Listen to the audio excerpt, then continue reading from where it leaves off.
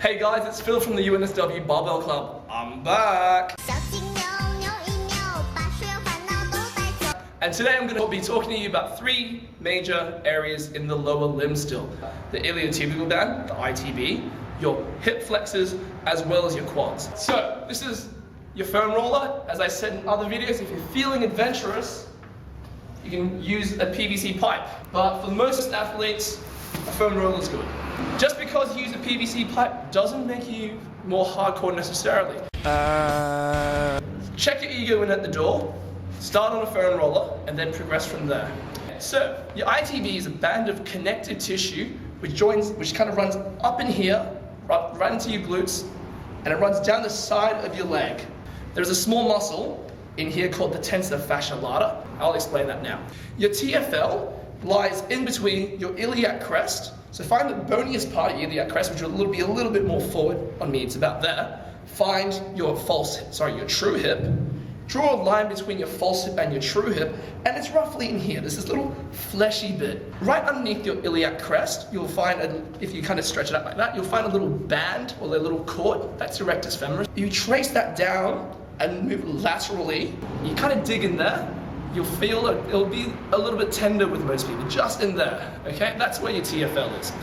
So, in terms of rolling out your ITB, your foam roller's your best friend. So I'm going to describe to you a couple of positions on the foam roller to be able to maximize the efficiency. What I want to see, if you guys are foam rolling ever, is that your position is nice and straight. A lot of people, because it hurts, they'll have this tendency to like bunch up into this position here. Okay, that isn't efficient, and it's also encouraging a bad spine and hip position. I mean, if you look at it from that angle, it looks fucking disgusting. Like, what's he doing? Is he presenting us some shit? Second point with this will hurt for most people. I remember the first time I did this, it brought me to tears. One common mistake that a lot of people do is this. With that bottom leg, that's the leg that's getting released. They'll have a tendency, because it hurts, they'll kind of lock that knee up, right? And when you lock that knee up, the muscle on the outside here is going to essentially tense up, and you're not actually going to be able to release your ITB. So an easy way to think about it is this: have a soft knee, so a slight knee bend, and have it relax. Okay, so with foam rolling, you're just moving up and down the outside of your leg, like so. The major pain spots are really going to be in this lower part down here. If you want to find what your ITB is, you find that lateral bulge in your quad, move down, it's a bit muscly here, and then in here, there's this little band. On me, it's about that thick. So you can kind of see that popping out there, can't you? If you just sitting there pressing there on your thumb, it really hurts. Try it with other people, but make sure you ask them that you're going to touch them on their leg, because that could be awkward. Not from personal experience. Okay, so when you're foam rolling, remember, like with every other release, we're trying to relax the general area. So you're just going to move up and down. When you are foam rolling, there's kind of two ways to do it. And that will depend on what is the purpose that you're doing it for. If you say, foam rolling to loosen up a little bit before warm up, it's utterly fine to just, move up and down the entire way.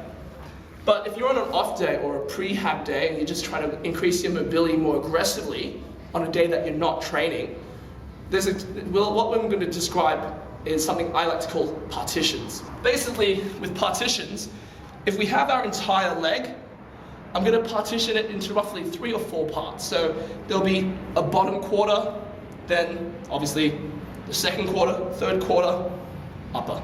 So what's going to happen is this. With partitions, the way I run it is this. I usually like to start at the bottom because it usually is the tightest part.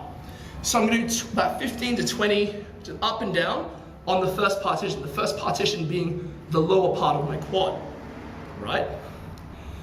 After that, hey Kibby, that's the Primal cat. So after that first partition, I'm going to be doing the first half. So I'll start at the bottom and move halfway up another 20 times, okay?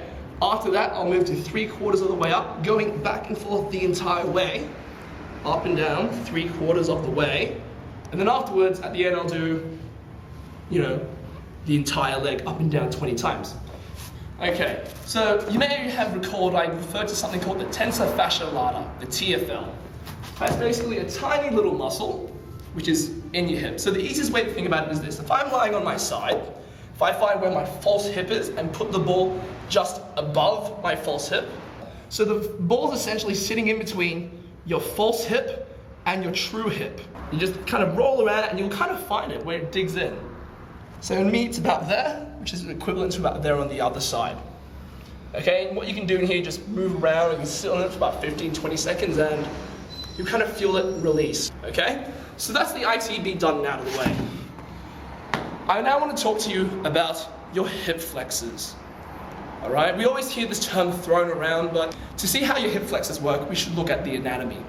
Your hip flexor is actually attached to your lower spine, which is why with some people, when they do, a full sit-up, in my case as well, if I do a full sit-up, my back starts hurting and in some cases actually cracks. So it kind of runs like that. So it attaches to your spine, goes into your pelvis, and then there's another part which attaches into the inside of your thigh.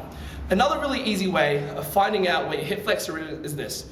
Put your hands on your hips, right? That's your false hips. Get your thumb, put it on the inside of your iliac crest.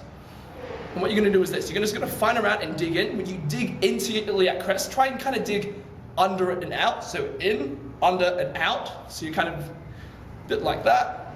And what you're gonna then do is just find the area and then raise one leg. Okay, you're digging in with my right hand in this case. When I raise that, you'll kind of feel that firing and feel really tight. Okay, you can even move a little bit higher up. So my false hips are here, moving a bit higher up and digging in and raising that and you'll feel it fire. Okay, to release this part of your primary hip flex, ideally you'd have a smaller ball, like a lacrosse ball, but for these purposes, a softball will do us fine. The other thing you're gonna need is a kettlebell. Guys, if you're doing this for the first time, maybe use a 16 or a 20. Women, try using an 8-kilo kettlebell. Okay? So what I'm gonna do is this. I'm gonna lie down. So I'm gonna bring this leg up and out slightly. I'm gonna put the ball on the inside of my false hip, in there, and once it's stable, which is why you would like to use a smaller ball, I'm gonna put this kettlebell on top. There we go. So, ball is kind of digging in and under, like my thumb was just then, into my hip flexor. Also, you can change the angle to dig in under your iliac crest. If it feels tight, relax the muscles, sit there, rock it out. For a slightly more active release, find the tight spot and then flex that hip back and forth, like so, okay? With the smaller ball, you'll hurt a lot more, but it's a good kind of pain. So just back and forth. In this position, if you have a timer, spend about, at least a minute, maybe 2 minutes in this position, and then stand up and feel your hips looser. The other thing you want to focus on as well with this is that this ball should never get anywhere near your midline. Your midline is roughly where your belly button is. It should always kind of be on the outside here. So you know how you have these people who are fully aesthetic, and they have that Adonis belt. You're kind of looking at you moving in that groove. Okay, if you think about where your six-pack and your abs are, that ball should never be getting close to your six-pack abs, which I obviously do not have. Okay, so it's just kind of sitting in that groove in here. So just showing you what to do with the kettlebell and the softball. We can put that to one side now. We're going to start trying to isolate a different part of your iliopsoas for the stretch. Okay, what I'm going to need is my trusty resistance band. Okay, girls, maybe start with a purple or a slightly thinner one. Guys, man up. So basically what's going to happen is this. I'm going to loop this around. I'm going to show you how to modify this simple, humble lunge into something which will really tank your actual hip flexors. So most people, they'll get into this position and just sink forward and go, oh yeah, okay, good. Now that might be getting a little part in there, which is great, but a lot of people end up also hyperextending their back. And that just looks weird, man. Like, what the fuck are you, a salmon or something? So this is going to be the setup, which I want you to try out. Okay, so you're going to get to this nice lunge position, that's fine. Move your hips slightly forward so you feel a slight stretch. With your back glute, you're going to contract. That will emphasize the stretch in your hip flexor. So with that back glute contracting, you feeling that stretch? What you're going to do is this, you're going to put your hands on your other knee, and keeping your lower torso, this part fixed, I'm going to try and drive my upper chest and my upper torso just kind of back while keeping this position. So like that. Okay, notice how I'm not just hyperextending. Okay, nice and simple. You can hold that for about a minute and it will give you great rewards. For those who have trouble with that, or they want to try something a little bit more fun and assisted, what you can do is grab a band, which I've looped around here, and we're going to do the same thing essentially now. We're going to be facing the pole in this case. You're going to step into the band, pull this up pretty much next to your balls, guys, or basically where you wear your briefs, right deep in there. We're going to walk it out, and we're going to do the same thing again. So in this position, I'm going to start with my hips slightly forward, my torso is a little bit bent, which is fine. Moving forward till I feel a light stretch in my hip flexors around here, here.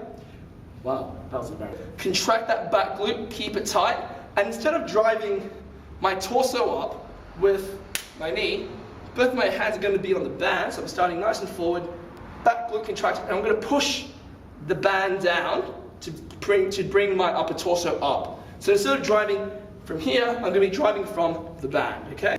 So back glute contracted and driving up, okay? That's a really simple way of isolating your hip flexors. Now we're going to talk about your quads quite loosely. So we're going to work on something called the couch stretch. The couch stretch is really, really good for your quads, in particular rectus femoris. It's that one which attaches at your false hip, goes down to your patella and your knee and all that stuff. So I'm going to find myself a wall, and this is a simple variant, okay? So knee's going to be down, legs straight like that. So notice if you look at that knee, I'm not actually sitting on my patella. What I'm actually trying to place all my weight on is just above, right there. If you put on your patella, it's not particularly comfortable, not particularly beneficial. Okay, so in this position here, the same rules are now going to apply. Squeeze that glute, driving up, like that. Okay? That's another way of getting your hip flexed, and it'll also get you your rectus femoris at the same time. If you're like me and you have really bad ankle mobility and you can't get that lower limb quite straight, what you can do is simply this. Grab yourself a bench, put your foot down, so remember I'm not on my kneecap, I'm at that angle there, so it's just above my patella, and the same rules apply. Start slightly forward, contract that back glute, drive chest up, like that. Okay, so that's a basic stretch for your quads as well as your primary hip flexors, your iliopsoas. In terms of the rest of your quads, foam rolling, you can use the ITB, nice and simple way as well as this, just on the front, up and down all the way. Find a tight spot, you can rotate out a little bit to try and get the lateral part, the outside part. The same rules of foam rolling your ITB apply. I don't want to be really straining that muscle, we're trying to relax it. So just move up and down. Okay, nice and simple. That's basically your quads and your ITB. Go for it.